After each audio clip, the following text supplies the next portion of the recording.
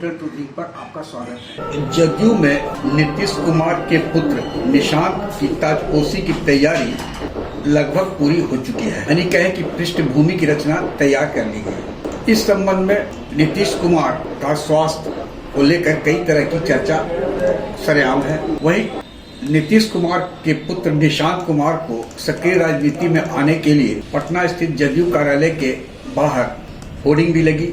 इस संबंध में नीतीश कुमार की कोई टिप्पणी नहीं हुई है कि उनका पुत्र राजनीति में आएगा या नहीं, लेकिन जदयू के प्रवक्ता नीरज कुमार एवं अन्य नेताओं का कहना है कि जो भी हो, हर कोई अपने नेता को लेकर कुछ भी कहने के स्वतंत्र हैं, लेकिन खुलकर उन्होंने भी कोई टिप्पणी नहीं की। मंगलवार को निशांत कुमार अपने पिता नीतीश कुमार के साथ अपनी मां मंजू देवी को श्रद्धांजलि देने पहुंचे थे, जहां उन्होंने मीडिया कर्मियों से बात की।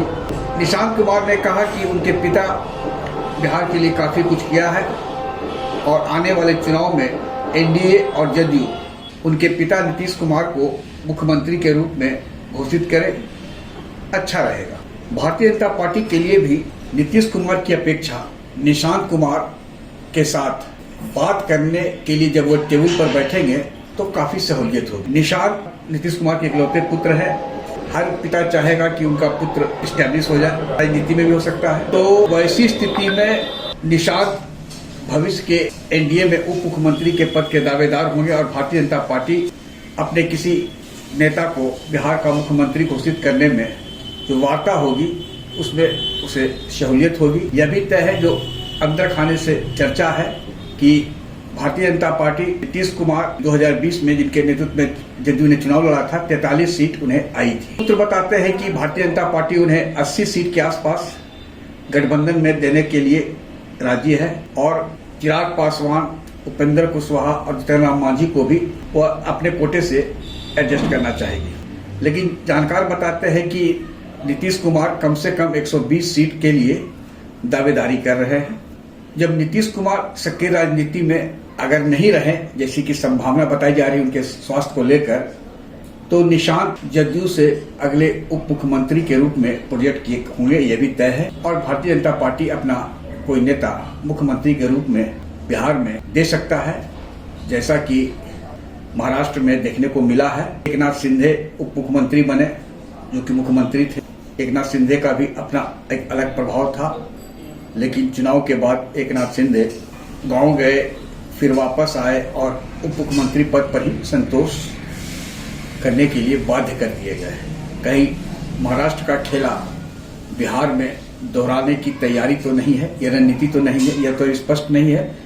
यह भविष्य के गर्व की बात है, लेकिन इतना तय है कि एनडीए में ऊपर से चाहे जो भी लगे, लेकिन जदयू में नीतीश कुमार को लेकर जो चर्चा है, आप ऐसे भी देखें कि नीतीश कुमार ने प्रगति यात्रा की, वे बिहार के प्राय सभी जिलों में गए, लेकिन नीतीश कुमार जो कि हमेशा जनता से सीधे कनेक्ट रहा करते थे, एक भी स्थान पर उन्होंने जनता के साथ रूबरू नहीं हुए, यानी पब्लिक मीटिंग नहीं की। मीडिया से उनकी दूरी बना दी गई थी अधिकारियों के द्वारा सुरक्षा कारणों को लेकर। कहीं न कहीं कुछ तो है जो निशांत को राजनीति में आने के लिए नीतीश कुमार के इर्द गिर्द रहने वाले जो कोटरी है वह प्रेरित कर रही है। और निशांत के लिए हरनौत सीट की बात हो रही है नालंदा में, जो कि बहुत सुरक्षित सीट मानी जाती है, क्योंकि उनकी प्रजातियों की वहाँ अच्छी खासी वोट है।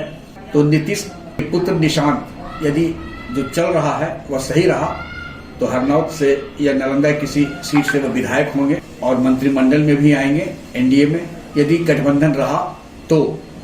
और वैसी स्थिति में भारतीय जनता पार्टी का कोई चेहरा आपको मुख्यमंत्री के रूप में देखने को मिल सकता है। भारतीय जनता पार्टी नेतृत्व हमेशा कोई चौंकाने वाला चेहरा मुख्यमंत्री पद के लिए तथाकथित संसदीय दल की बैठक के बाद देता आया है।